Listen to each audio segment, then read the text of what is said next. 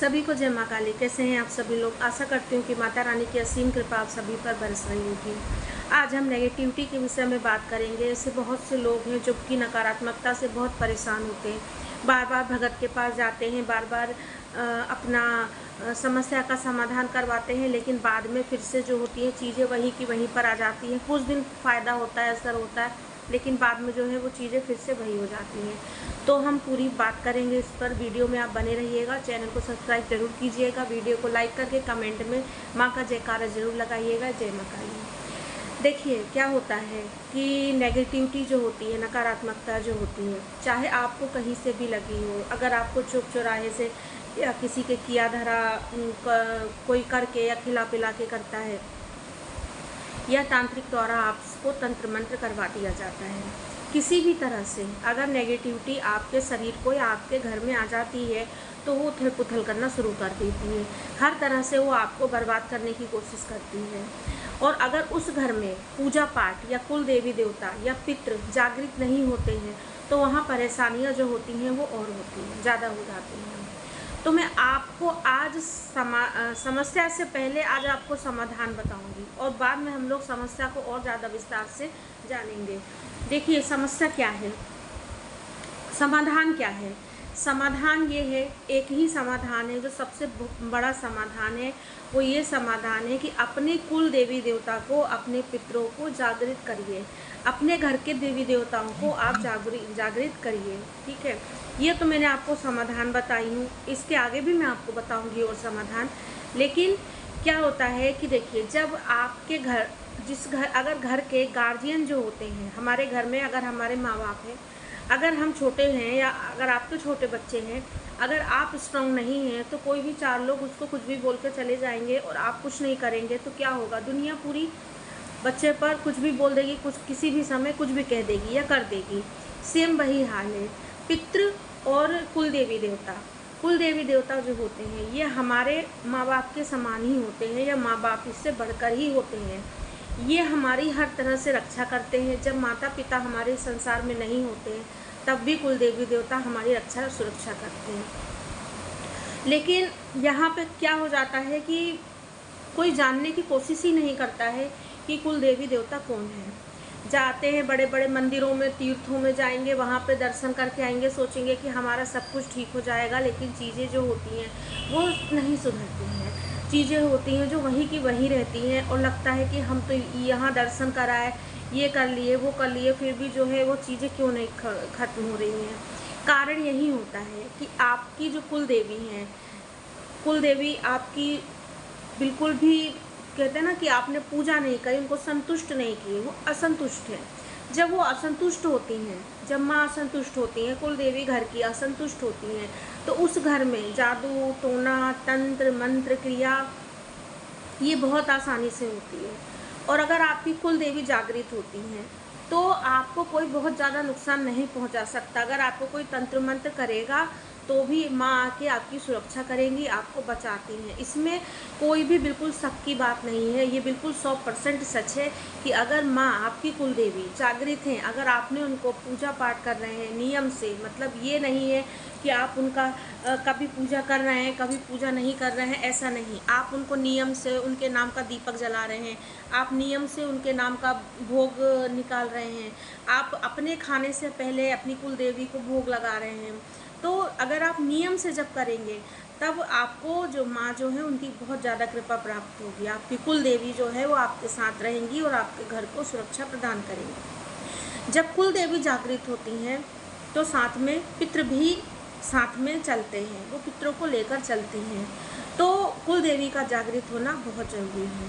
तो ये तो बात ये हुई कि अगर आपको बार बार तंत्र मंत्र हो रहा है, बार बार आपको नेगेटिविटी हो रही है, तो आपको कुल देवी की पूजा ज़रूर करनी है। अब क्या होता है कि मान लीजिए कि आपने कभी भी कुल देवी की पूजा नहीं करे, कभी भी आपको नहीं पता कि कुल देवी कौन है। ठीक है, आपने कभी भी कुल देवी की पूजा नहीं करे और आप बहुत ज़्यादा परेशान हैं, तंत्र मंत्र से बहुत ज़्यादा परेशान हैं, बाहर के लोगों ने आपका बिल्कुल जीना दुश्वार करके रखे हैं, तो आप क्या करते हैं, जाते हैं भगत के पास, किसी भी ओझा या बड़ियार के जाएंगे, वहाँ पे आप जो भी उनका रहता है पूरी प्रोसेस वो करते हैं। इसके कुछ दिन बाद क्या होता है कि वो चीज़ें दोबारा से आपके साथ फिर से घटने लगती हैं। इसके 2 कारण होते हैं। पहला कारण तो ये होता है कि जिसने आपको सही किया, अपनी शक्ति से सही किया, अपनी सिद्धि को अपने मंत्र से, किसी भी उपाय से, अपने बहुत सारी चीज़ें होती हैं जो कि एक साधक के पास होती हैं। अपने मंत्र से, अपनी सिद्धि से उसने आपके घर को सुरक्षा प्रदान किया, उसने आपके घर को सुरक्षित किया, ठीक है, कीलन किया। इसके बाद क्या हुआ, कुछ दिन सही रहा, फिर वो अपनी उस शक्ति को वहाँ से हटा लेगा। क्यों? क्योंकि उसको पैसा कमाना है। वो क्या करेगा, अपनी शक्ति को हटा लेगा और फिर से वो चीज़ें होने लगेंगी और फिर आप उसके पास जाओगे और कई हज़ारों रुपया दोगे और फिर वो उस चीज़ को क्या करेगा, सही कर देगा और ये क्रम चलता रहेगा। तो ये चीज़ें, दूसरी गलती क्या करते हैं आप कि सिर्फ आप भगत के ही भरोसे रहते हैं, आपको खुद पूजा पाठ नहीं करनी है, खुद कुछ नहीं करना है। ये बहुत से लोग करते हैं। हम लोग जिनको भी बताते हैं कुछ, मैं भी जिसको भी अगर पूछा देती हूँ, बताती हूँ, ऐसे बहुत से लोग हैं जो कि बहुत थोड़ी पूजा पाठ करेंगे, उस नियम को फॉलो नहीं करेंगे। तो ऐसा कभी नहीं हो सकता। आप ये लिख के रख लीजिए, बिल्कुल भी आप ये बिल्कुल लिख के रख लीजिए कि अगर आप परेशान हैं नेगेटिविटी से, अगर आपका ऑरा कमज़ोर है, आपको बताया जा रहा है मंत्र जाप करने के लिए, पूजा पाठ करने के लिए, कुल देवी की पूजा करने के लिए, और आप सोचेंगे भगत ठीक कर देगा, तो ये नामुमकिन है। आप पूरा जीवन परेशान रहेंगे लेकिन आप ठीक नहीं हो सकते। आप कितने भी दरबार चले जाइए, हो सकता है आपको बहुत से लोग ऐसे मिल जाए बेवकूफ़ बनाने के लिए, जो आपसे कहेंगे कि हमको 50,000 रुपया दे दो, हम ऐसा कर देंगे, 5,000 दे दो। लेकिन आप जब तक अपने खुद से आप वो चीज़ों को स्टार्ट नहीं करेंगे, प्रयास नहीं करेंगे, तो नहीं होगा। तो आपको अगर अपनी स्थितियाँ सुधारनी है तो आपको जो आप उपाय करवा रहे हैं, पूछा या जिस चीज़ से भी, वो तो ठीक है, लेकिन इसके बाद आपको खुद से भी करना है। आपको अपने कुल देवी देवताओं की पूजा करना है। शनिवार अमावस पे आपको अपने पितरों को लिए दान करना है, पितरों की पूजा करनी है। अच्छा, अब कई घरों में एक चीज़ और है, बहुत से घरों में ऐसी चीज़ है कि जो मर चुके लोग होते हैं, ठीक है, जो इस दुनिया को छोड़ दिए हैं, आप उनकी फ़ोटो या तस्वीर को मंदिर में रखकर उनकी पूजा करते हैं, ठीक है। देखिए, सबसे बड़ी बात मैं आपको बता दूं, मरने के बाद कोई किसी का सगा नहीं होता। मरने के बाद सब प्रेत ही बनते हैं। अगर आपके पितृ अच्छे हैं, आपके साथ है, तो पितृ है, नहीं तो प्रेत है। और वो आपको, अगर आपने मंदिर में उनको स्थान दे दिया, तो जो सकारात्मक ऊर्जा है वो भी आपके साथ आपकी पूजा को ग्रहण नहीं करेंगी और आपकी पूरी पूजा बेकार जाएगी और आपको लगेगा कि हम तो पूजा करते हैं, फिर भी हम क्यों परेशान हैं। अगर ये करते हैं तो ये बिल्कुल भी मत कीजिए। माता पिता हैं या आपके घर का कोई भी फैमिली मेम्बर है या जिससे भी आप बहुत प्रेम करते थे जीवित अवस्था में, आप उनको कहीं दक्षिण दिशा में दीवार पर उनकी तस्वीर रखिए। पितृपक्ष किस लिए आता है? पितृपक्ष आपके पितरों के लिए बनाया गया है। उतने समय में आप उनकी पूजा या उनको नाम से दान करके आप पुण्य कमा सकते हैं। पितरों को खुश करने का सबसे अच्छा जो उपाय होता है वो यही होता है, दान करना। आप जितना दान करेंगे अपने पूर्वजों के नाम से, आप जितनी गीता का पाठ करेंगे अपने पितरों को बोल करके उससे इसका फल समर्पित करेंगे, उतना ही उनको आपके पितृ प्रसन्न होंगे और आपके साथ होंगे। तो ये अगरबत्ती, धूप, दीप आप सिर्फ भगवान को लगाइए और नहीं, और आपको मृत लोगों के लिए ये सब करने की ज़रूरत नहीं है, नहीं तो आप परेशान ही रहेंगे। अब आपको खुद से पूजा पाठ अपनी बढ़ानी है, अपना ऑरा मजबूत करना है, अपने घर का ऑरा मजबूत करना है। अब अपना ऑरा आप कैसे मजबूत करेंगे? देखिए, अपना ऑरा आपको मंत्र जाप से मजबूत करना है। आपको मंत्र जाप की ऊर्जा से अपना ऑरा बनाना है। जब आप मंत्र जाप करेंगे तो ऊर्जा बनेगी, धीरे धीरे करके आपका ऑरा बनना स्टार्ट होगा। आप साबर मंत्र नहीं करेंगे, अगर आपने गुरु दीक्षा नहीं लिए हैं तो आप साबर मंत्र नहीं करेंगे। आप लोग वैदिक मंत्र कीजिए। आप बीज मंत्र की एक माला आप कर सकते हैं, जैसे ओम क्रीम कालिकाय नमः की स्टार्टिंग में आप शिव जी की करिए। धीरे धीरे आपका ऑरा बनेगा। जब आपका ऑरा बनेगा तो आपके शरीर को कोई भी नेगेटिविटी या जो चीज़ें हैं वो आप प्रभावित नहीं कर सकेंगी। सोने से पहले हनुमान चालीसा का पाठ सुनना, हनुमान चालीसा सुनना या कोई भी है, जैसे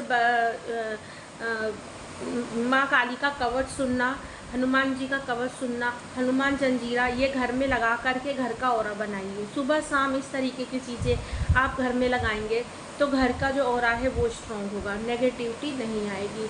अपना सूक्ष्म शरीर को सेफ करने के लिए रात को सफाई से सोएं, हाथ पैर धो करके साफ़ सुथरे होकर के आप माँ से प्रार्थना करके, अपने इष्ट से प्रार्थना करके सोएं कि हमको सुरक्षा प्रदान करें। लेकिन सब चीज़ एक तरफ हो जाती है, बात यहाँ आ जाती है विश्वास की, भरोसे की, जो आपको नहीं होता।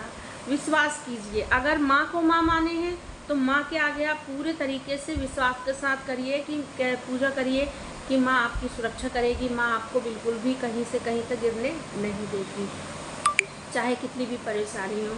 तो विश्वास के साथ कीजिए, कितना भी बड़ा कोई तांत्रिक हो, कितना भी बड़ा कोई, कितना ही सिद्ध तांत्रिक आ जाए, लेकिन माँ, अगर माँ आपके साथ है तो आपको कुछ नहीं होने देंगी। कुल देवी माँ ही होती हैं तो कुछ नहीं होने देंगी। ईष्ट से पहले कुल देवी कृपा करती हैं, ईष्ट से पहले कुल देवी आती है, फिर हमारे ईष्ट आते हैं। तो आप सबसे पहले अपनी कुल देवी को जागृत कीजिए। अगर बार बार तंत्र हो रहा है, बार बार आप परेशान हैं, हर चीज़ से आप परेशान हो रहे हैं, तो अपनी कुल देवी को जागृत कीजिए। अगर जागृत हैं, अगर आप डेली पूजा कर रहे हैं तो ये ध्यान दीजिए कि पूजा का क्या आप सही से नियम से पूजा कर रहे हैं। आप सुबह अगर 6 बजे 7 बजे आप दीपक लगा रहे हैं, भोग दे रहे हैं, तो ऐसा तो नहीं है कि आप एक दिन सुबह दे रहे हैं 6 बजे, एक दिन 8 बजे, एक दिन 10 बजे दे रहे हैं, ऐसे नहीं। नियम से आप करिए, अपनी देवी को भाव के साथ जागृत कीजिए, तब देखिए आपको किसी भी तरह की कोई नेगेटिविटी धीरे धीरे होगी ना, तो आपके शरीर को छोड़कर उसको जाना ही जाना है, क्योंकि पॉजिटिव एनर्जी के आगे नेगेटिव एनर्जी ज़्यादा दिन नहीं रह सकती किसी भी तरह से। तो मैं आशा करती हूँ वीडियो अच्छा लगा होगा। अगर अच्छा लगे तो कमेंट में जय माँ काली जरूर लिखिएगा। जय माँ काली।